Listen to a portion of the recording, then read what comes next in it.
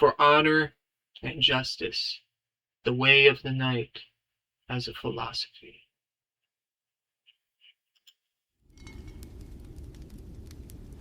For Camelot, my liege. Thank you, Sir Philium.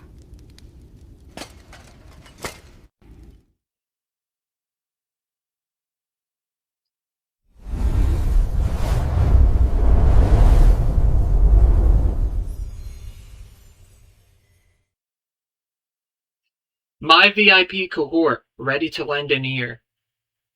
I am ecstatic to tell you guys about what we're going to be doing today. I know you may be wondering, what am I wearing? Kind of pulled my back out right now, so I've been going it easy right now, still working on the back end and relaxing. I want to talk of the knight's philosophy, and there is very few literature that can explain of it. And this one that I'm going to talk about is fictional, and it's done by Ethan Hawke, and it is a great depiction of how to live a very upright life for a knight, and just anybody in general. And it is my greatest hope and endeavor that you can see the powerful message that's here and the slideshow. I found this book because I was very much into like how knights and chivalry happened to be, and yet there was nothing explaining like their philosophy well in like a checklist format. There was like Sir Mallory's like Le Morte d'Arthur and other interpretations, but it never really gave like, these are some principles to live by, that this is like now a code.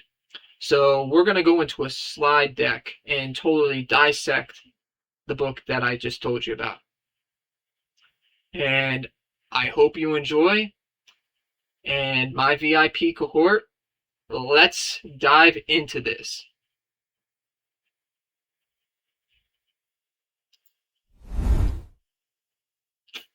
So, let me get in here.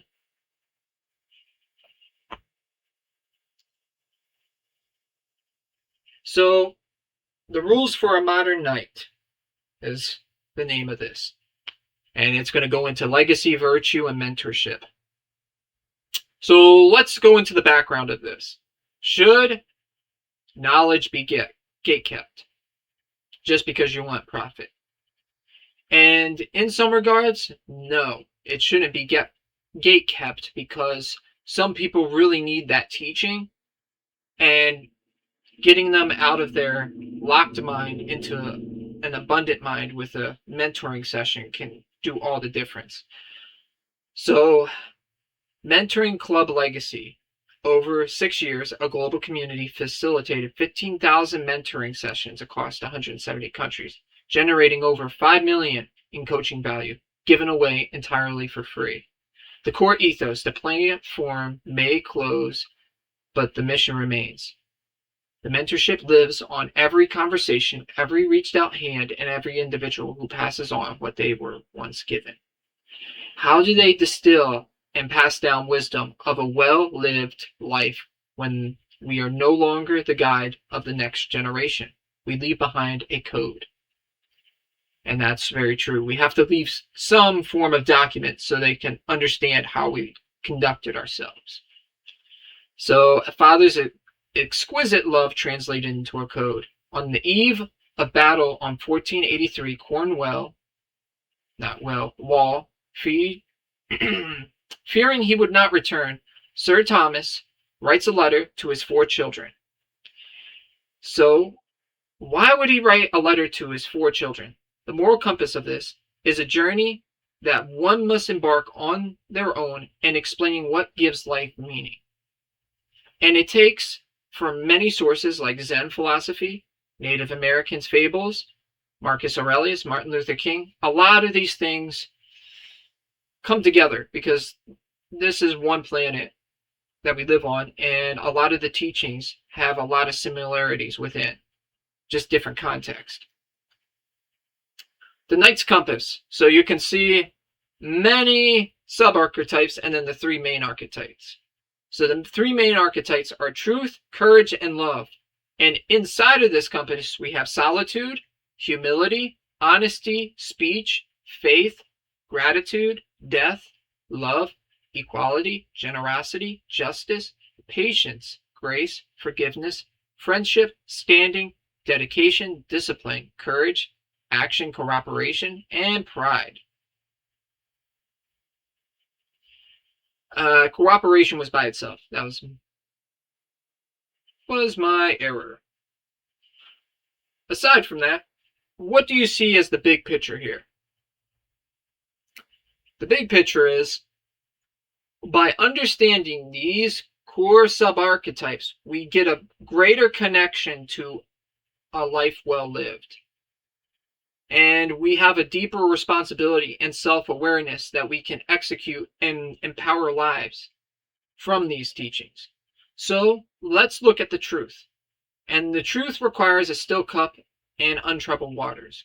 The trap of comparison, and this is where the water gets disturbed. There are only two possible outcomes whenever you are comparing yourself to another: vanity or bitterness, and both are without value. So we must go to now the still cup. To gain knowledge, one must calm and be receptive. It is impossible to see your own reflection in troubled water. Is too with it the soul. In the regards, if we do not temper the water and allow patience to come over, and then we see our reflection, we are not in combat with all these other people. We're in combat with ourselves, and to understand what is our purpose in living this life. So the honest reward would be: a true knight's strength lies not aggressively protecting the truth, but simply living by it, walking with it. The facts are always friendly, and avoiding them only delays unnecessary growth by holding out. Then it becomes the necessary growth. So the activation curve of fear and courage. Fear is a motivator. Fear is something to be not ashamed of. It is an instinct that keeps a person or a knight alert and responsible. So it's in our nature. But do we allow our nature to take us? No. The true courage is often easier to summon for the sake of others than oneself. Mindful breathing is the bridge that turns paralyzing fear into a decisive action. So, the bridge incident within the book, there were facing marauders, Cornwall and Sir Richard. And Sir Richard was paralyzed by the fear of failure. He overcame his fear of failure by practicing his archery tirelessly, focusing on the people he was protecting. In more context in the book, Sir Richard and Cornwall were protecting this village, and there was bandits and marauders, as they're calling them, on the outskirts, but they did not know their location, so their party of knights was scattered to pretty much span the whole village. So they had this pry that had to be lit on fire so all the knights could come and rally to protect that point where the marauders would engage them. And in that, there was days on end where they were just sitting waiting for if anybody would come. And the day arrived when the marauders chose them. And Sir Richard, by knowing his archery skill and that fear, he shot the bow exactly at the right moment, lit the pry, and then both of them were in a huge combat with dogs and humans, holding out for, I believe, 20 minutes to an hour. It was in that range. But to them, time was like a survival. And then all the other knights arrived and they won. And by Sir Richard's action of making sure that pry was lit, made sure they had victory. So preparation and peace ensures survival in crisis. And the siege of Camelot is just a great interpretation. The illusion of a distant goal. Often we imagine that we will work hard until we arrive at some distant goal, and then we will be happy. And this is delusional, because we keep falling into another and another. It's like Inception. What we have to do is the reality of discipline. Excellence lives in the attention to detail. Happiness is the movement of life itself, found in the purpose of daily discipline practice. In the regards, us doing our consistent actions and improving daily is what's going to give us the life that we truly want. Not some goal and goal and goal. Because when the goal is achieved, you will not have the same reinforcement. You may actually fall off the rail. And that's why you must just keep a daily habit. And you can see how they built escape passages, because in the siege, you must have ways of evacuating. And that's very good. So, the little weight of grudges. And we're going to go in a comparison of an act of grace to resentment in an example. After encountering a cruel young lord, the narrator's wife helps the boy without expecting anything in return. The narrator stews in anger for hours over the boy's bad behavior. When the narrator complains, his wife observes, "I set down the child hours ago, but I see you are still carrying him." The mechanic of forgiveness is the whole lesson of this. Those who cannot forgive will not correct, friends. Success is not avoiding failure or offense, but how to quickly drop the dead weight of a grudge to move forward. Now, let me say this with all best intensive purposes. To forgive is not to allow the evil to dictate your life, nor good. It's merely to allow the weight to drop and focus on your own life. The decisions that we make in the regards of doing, we must take responsibility for. But we shouldn't blame onto another, because I always say this line, 3 fingers point back to you when you point. So there's an issue with you. If you have the ability to let go and create boundaries away from that, so it doesn't afflict you, then you have mastered yourself, and the forgiveness is one. And in the regards of that forgiveness, the cruel young lord that is depicted here, he might come across a book that changes his whole life from being this demonish child to now an enlightened child that wants to teach others the way. Now, there will be attempts that maybe he's a psychopath or something of that nature, and that could be given. But it's not our place to judge. Judging is too ambiguous. Our point is to live in the life from the actions that we do and see from the wisdom that we get and experience to make better decisions onto that. And living with just as nature intended to the best of our abilities. So a philosophy of we shall. And that's the word, we shall. So what we're going to look at is we shall is a way of seeing both the good and the evil in this world. A prize stallion escapes misfortune, so we lost the important thing. Then the stallion comes in back in a different way. 2 wild mares, good luck. And then a son breaks a leg riding a mare, misfortune. The son is saved and survives because the injury kept him from a fatal ambush, good luck. And then the conclusion that we make is that it's neutral. Without holding judgment at every turn in the story, while the village celebrates or mourns, Sir Richard simply replies, we shall. The takeaway from this, the opportunities and tragedies are not fleeting, isolated events, but ongoing possibilities. Clarity only emerges after the dust has settled from looking at the whole picture. Alrighty, so we have 2 ways to true wealth. One is through accumulation, and the other is simplicity. And you have to decide between the fork and the road. So the story goes into a boy in Scotland. During a terrible famine, Sir Richard and the narrator watch a starving boy share a single piece of sweetbread with his younger siblings, displaying a pure act of integrity and resistance. Resistance, wrong, resilience.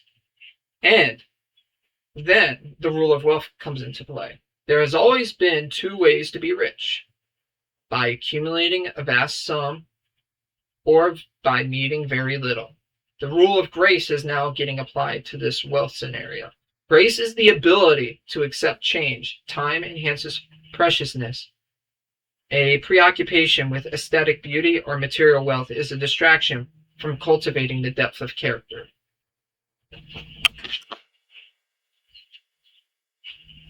So the diagnostic matrix, navigating the 3 roads. The low road, easy but muddy, and entitled and security leaves the space worse than they found it, motivated by desire to impress others or to win. The high road, difficult but rewarding, driven by rigid justice without comparison or compassion, capable of great feats but prone to bitterness and isolation. Central path, balanced and wise. The grandfather's choice, driven by dignity and self-worth. Take meticulous care of belongings. Find joy in simple acts of aiming at the target, rooted in interconnectedness.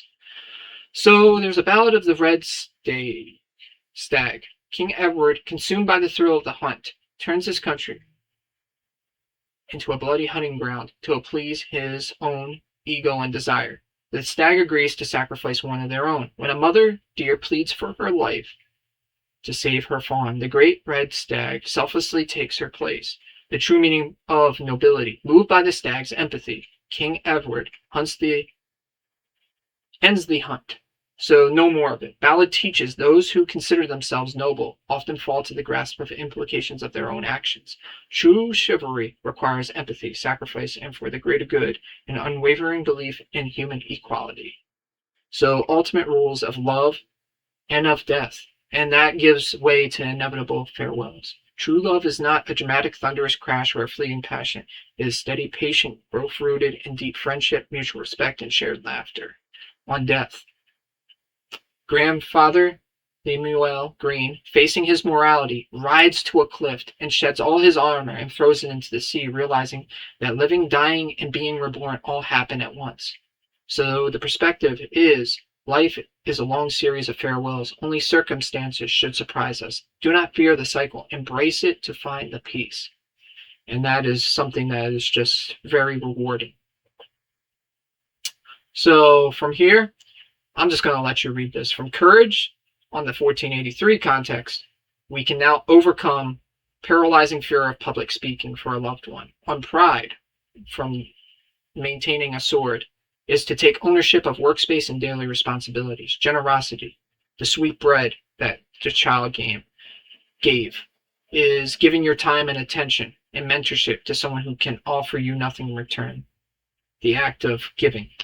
And waiting to see the outcome of a stolen warhorse, the patience from the context, refraining from passing immediate judgment on a certain career setback or life change to see the fuller picture. So the unbroken chain of wisdom, the enduring code.